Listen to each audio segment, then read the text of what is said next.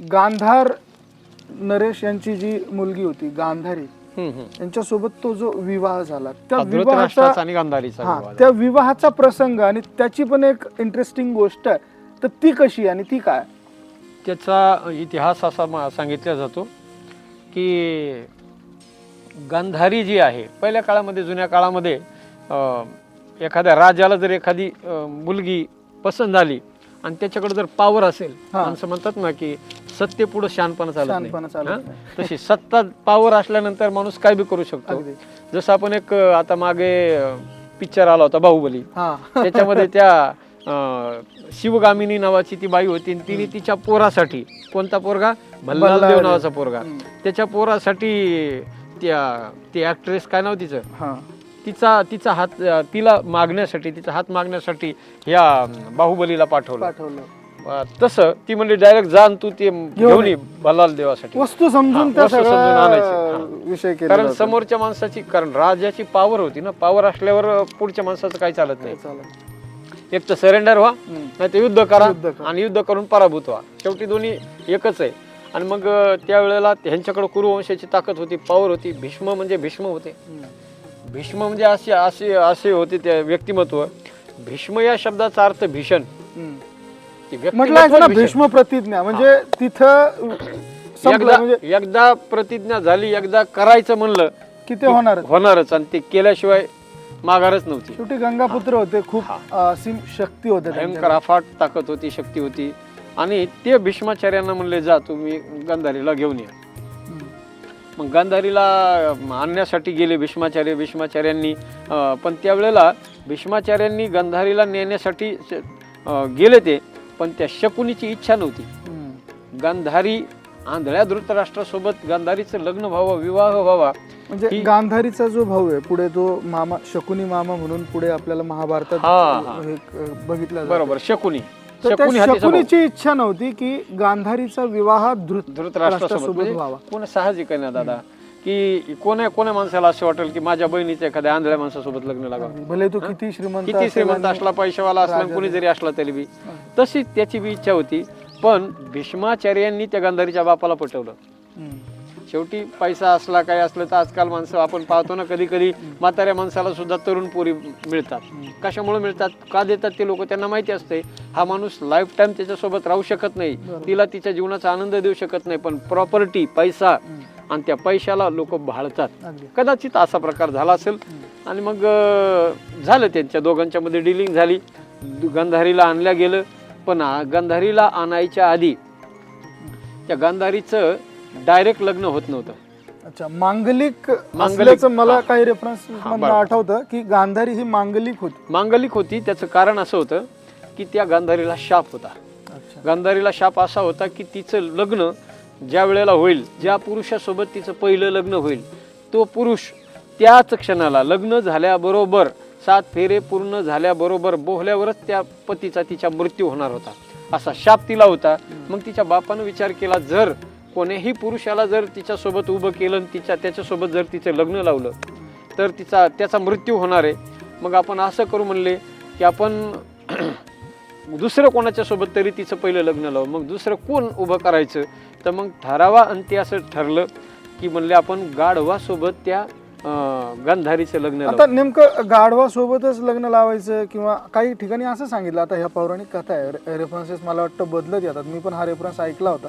काही ठिकाणी असं सांगितलं जातं की गाढवासोबत लग्न लावलं, काही ठिकाणी असं सांगितलं जातं की कुत्र्यासोबत लावलं, काही ठिकाणी असं सांगितलं जातं की म्हणजे ते कुठल्या तरी प्राण्यासोबत लग्न लावणं हा त्याच्या मागचा हेतू होता, कारण ते त्याचा मृत्यू होऊ नये म्हणून.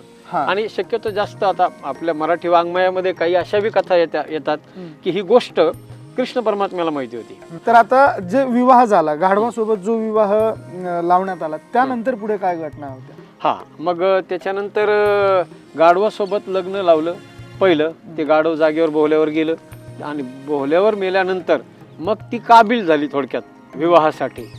आणि मग ही गोष्ट भीष्माचार्यांना माहिती नव्हती. भीष्माचार्यांनी आपलं पहिल्याच वेळेसचं लग्न आहे आणि कुवारी आहे म्हणून उचललं तिला आणि घेऊन आले.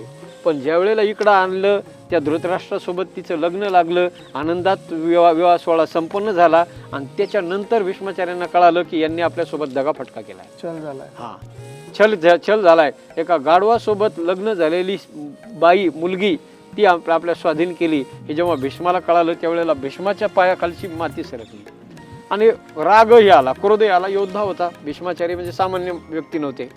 पण मग राग आला तर मग आता त्या रागाचा बदला घ्यायचा त्याचा. त्यांनी आपल्यासोबत जर छल केला ना, कपट केला ना, तर त्याचा बदला त्याच पद्धतीने त्यांचा घ्यायचा. आणि भीष्म होते, त्यांच्याकडे अफाट शक्ती होती. शक्ती अफाट होती. गांधारला हरवण्याचं एका क्षणात सामर्थ्य त्यांच्यामध्ये होतं असं म्हणायला हरकत नाही. हो. आणि मग त्यांनी गांधार नरेशांनी जर भीष्माचार्यांसोबत छल कपट केलं तर भीष्माचार्य म्हणले टीट फॉर टॅट आपण झालं पाहिजे. आपण त्यांच्यासोबत जशास तसं प्रत्युत्तर त्यांना दिलं पाहिजे. मग छल कपटाने आपल्यासोबत छल केला ना, कपट केलं ना, तर आपण बी त्यांच्यासोबत छल आणि कपटच करायचं. सगळ्या गांधार नरेशासहित सगळ्या गांधारचे जेवढे लोक होते त्या सगळ्यांना भीष्माचार्यांनी भोजनाचं निमंत्रण दिलं आणि निमंत्रण देऊन इकडं हस्तिनापुराला बोलवलं. आणि हस्तिनापुरात ते सगळे आल्यानंतर असेच सगळे धरले आणि त्या सगळ्यांना बंद कोठडीमध्ये नेऊन टाकले. सगळे बंद कोठडीमध्ये नेऊन टाकले आणि रोज त्यांना फक्त मुठभर तांदूळ त्याला खायला द्यायचे. सगळ्यांना मिळून? सगळ्यांना नाही, एका माणसाला मुठभर तांदूळ द्यायचे. आता एक मुठभर तांदळामध्ये काय होणार माणसाच्या जीवनाचं? मग ते मुठभर तांदळानेच ते जगण्याचा प्रयत्न करायचे. पण त्या सगळ्यांनी शेवटी विचार केला त्या गांधारच्या लोकांनी की आपण या मुठमुठ तांदळाने आपण जगू शकत नाहीत. आपण एक काम करू, म्हणजे अर्थात एक माणूस जगल इतकं ते धान्य होतं, इतकंच अन्न ते सगळ्याला मिळून देत होते. मग त्यांनी सगळ्यांनी विचार केला, सगळे तर आपण एवढ्याशा अन्नाने जिवंत राहू शकत नाहीत. मग त्याच्यापेक्षा आपण एक काम करू, आपला गांधार राज्याचा राजकुमार कोणीतरी आपल्याला राहिला पाहिजे, कोणीतरी एक शिल्लक राहिलं पाहिजे. याच्यासाठी आपण सगळ्याचं बलिदान देऊ आणि एकाला वाचवू. एका जणाचं अन्न मिळतंय ना, तर आपण सगळं त्यालाच देऊ आणि मग सगळं अन्न त्याला दिल्या जायचं आणि बाकीचे एक एक एक एक एक एक तो ज्याला ते अन्न दिल्या जायचं त्याचं नाव होतं शकुनी. कारण तो गांधारचा नरेश होता, म्हणजे येणारा प्रिन्स होता. मग त्याला ते अन्न दिल्या गेलं. ते अन्न तो खायचा, पण त्याच्या डोळ्यासमोर आपले स्वतःचे आपल्या रक्तातले माणसं असे तडफडून मारताना त्या शकुनीनं पाहिले. त्यांच्या डोळ्यासमोर असे तडफडून मृत्यू झाला त्याच्या सगळ्या गांधारच्या लोकांचा. आणि शेवटी त्याचा बाप राहिला. बाप आणि पोरगा दोघंच राहिले. तो बाप बी जर्जर झाला होता. पण एक दिवशी त्या बापाने त्याला जवळ बोलून घेतलं. बाप स्वतःच्या पायावर उभा राहिला. कसकटून त्यांनी सगळा प्राण एकत्रित केला आणि पोरगा समोर उभा होता. त्या पोराच्या जबरदस्त अशी एक लात मारली पोराच्या गुडघ्यावर आणि त्याचा गुडघाच मोडून टाकला, पायच मोडून टाकला. म्हणजे तेव्हापासून शकुनी हे लंगड आहे. ते लंगड याच्यामुळं केलं त्यांनी की तो म्हणला, भाऊ तू जर मोठा झालास तर तू आयुष्य आरामामध्ये जीवन जगण्यामध्ये आम्हाला झालेल्या ज्या यातना आहेत, आम्हाला तुझ्या लोकांना जे दिलेलं कष्ट हे विसरून जाशील. म्हणून तू लंगडा असलास ना, तर तुझ्या लंगड्या पायाकडे बघून तुला कायमस्वरूपी आपल्या गांधारच्या लोकांची आठवण राहील. प्रत्येक पावलाला तुला ती पावलाला तुझी आठवण राहील की गांधारच्या लोकांसोबत काय झालेलं आहे, काय छलकपट केलेलं, किती हालाहल करून आणि जर्जर करून मारल्या गेलेले या हस्तिनापूरच्या लोकांनी, याची जाणीव राहावी म्हणून त्याचा पाय मोडला.